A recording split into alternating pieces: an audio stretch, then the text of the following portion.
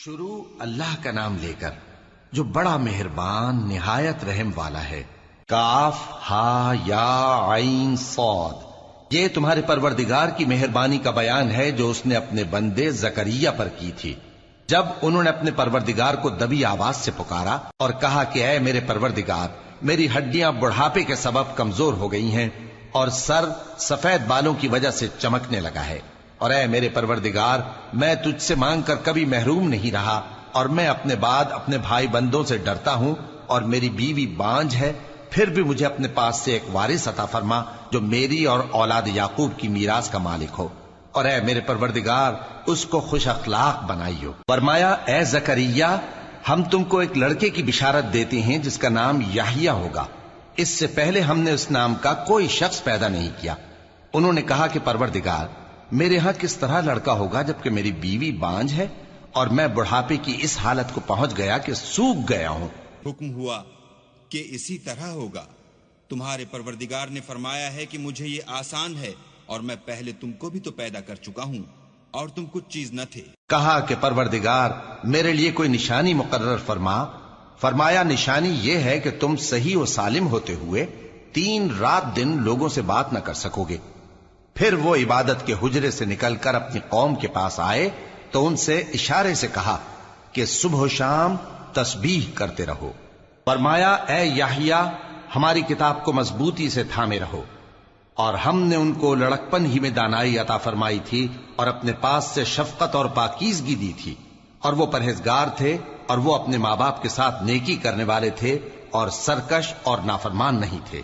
اور جس دن وہ پیدا ہوئے اور جس دن وفات پائیں گے اور جس دن زندہ کر کے اٹھائے جائیں گے ان پر سلام ہے۔ اور کتاب یعنی قرآن میں مریم کا بھی تذکرہ کرو، جب وہ اپنے لوگوں سے الگ ہو کر مکان کے مشرقی حصے میں چلی گئیں، پھر انہوں نے ان کی طرف سے پردہ کر لیا تو ہم نے ان کی طرف اپنا فرشتہ بھیجا، سو وہ ان کے سامنے ایک خوبصورت مرد کی صورت میں آیا۔ مریم بولی کہ اگر تم پرہیزگار ہو تو میں تم سے بچنے کے لیے رحمان کی پناہ لیتی ہوں۔ فرشتے نے کہا کہ میں تو تمہارے پروردگار کا بھیجا ہوا یعنی فرشتہ ہوں، اور اس لیے آیا ہوں کہ تمہیں پاکیزہ لڑکا بخشوں۔ مریم نے کہا کہ میرے ہاں لڑکا کیوں کر ہوگا جبکہ مجھے کسی مرد نے بطور شوہر چھوا تک نہیں اور میں بدکار بھی نہیں ہوں۔ فرشتے نے کہا کہ یوں ہی ہوگا، تمہارے پروردگار نے فرمایا کہ یہ مجھے آسان ہے اور میں اسے اسی طریق پر پیدا کروں گا تاکہ اس کو ہم لوگوں کے لیے اپنی طرف سے نشانی اور ذریعہ رحمت بنائیں، اور یہ کام مقرر ہو چکا ہے۔ چنانچہ وہ اس بچے کے ساتھ حاملہ ہو گئیں اور اسے لے کر ایک دور جگہ چلی گئیں۔ پھر درد ذہ ان کو کھجور کے تنے کی طرف لے آیا، کہنے لگی کہ کاش میں اس سے پہلے مر چکتی اور بھولی بسری ہو گئی ہوتی۔ تب ان کے ٹیلے کے نیچے کی جانب سے فرشتے نے ان کو آواز دی کہ غمناک نہ ہو، تمہارے پروردگار نے تمہارے نیچے ایک چشمہ پیدا کر دیا ہے، اور کھجور کے تنے کو پکڑ کر اپنی طرف ہلاؤ، وہ تم پر تازہ عمدہ کھجوریں گرائے گا، تو کھاؤ اور پیو اور آنکھیں ٹھنڈی کرو۔ اگر تم کسی آدمی کو دیکھو تو کہنا کہ میں نے اللہ کے لیے روزے کی منت مانی، تو آج میں کسی آدمی سے ہرگز کلام نہیں کروں گی۔ پھر وہ اس بچے کو اٹھا کر اپنی برادری والوں کے پاس لے آئیں۔ وہ کہنے لگے کہ مریم، یہ تو نے برا کام کیا۔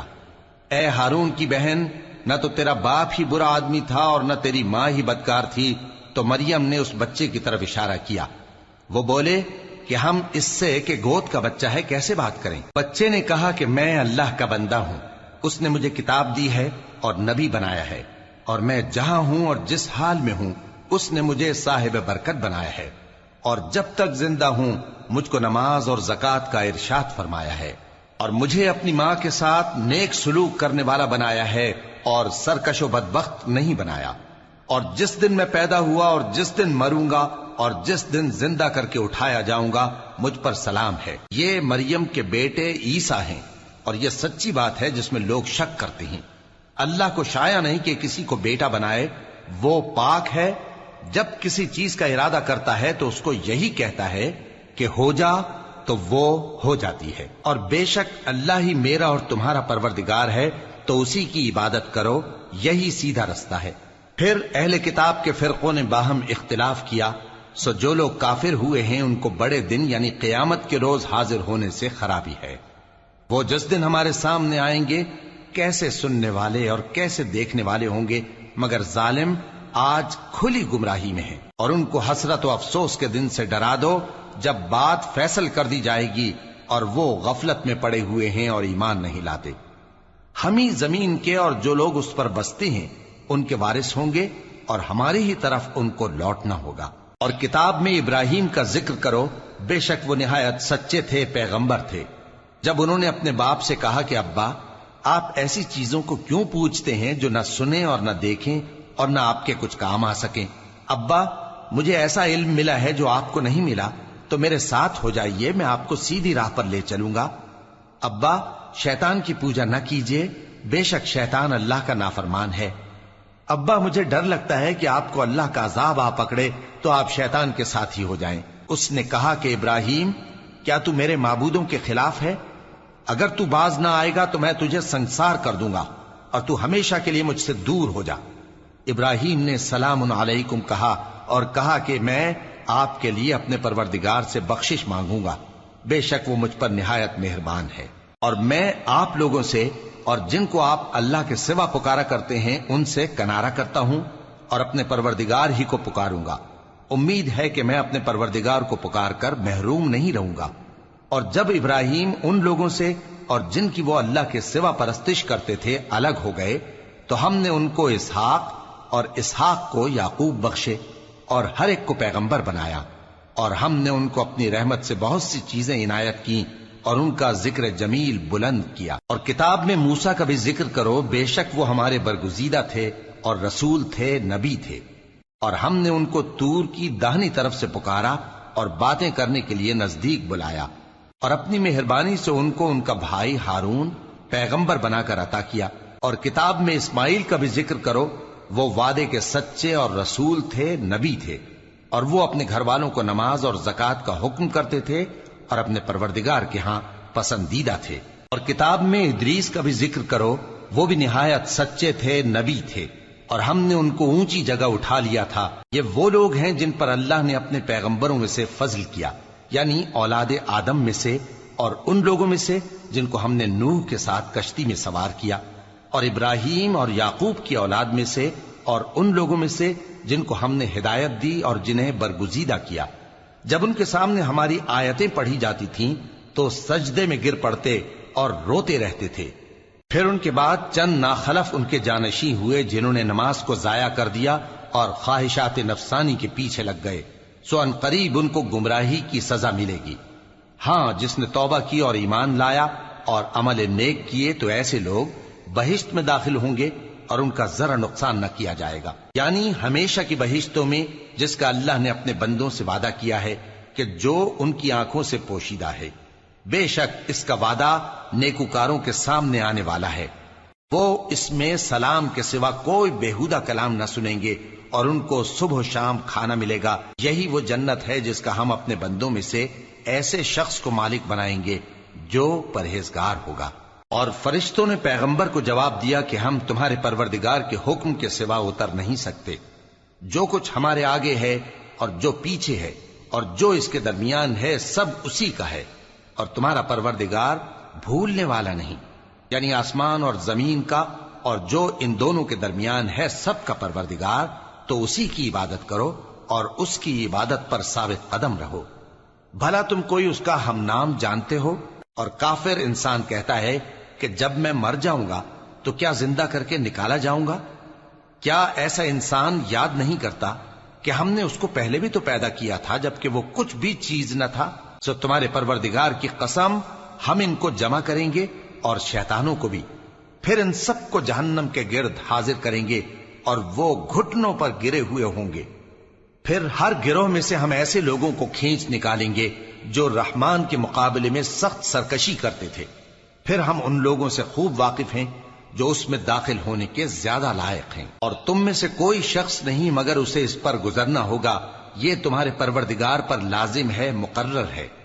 پھر ہم پرہیزگاروں کو نجات دیں گے اور ظالموں کو اس میں گھٹنوں کے بل پڑا ہوا چھوڑ دیں گے۔ اور جب ان لوگوں کے سامنے ہماری آیتیں پڑھی جاتی ہیں تو جو کافر ہیں وہ مومنوں سے کہتے ہیں کہ دونوں فریق میں سے مکان کس کے اچھے اور مجلسیں کس کی بہتر ہیں، اور ہم نے ان سے پہلے بہت سی امتیں ہلاک کر دیں وہ لوگ ان سے ٹھاٹ باٹ اور نمود و نمائش میں کہیں اچھے تھے۔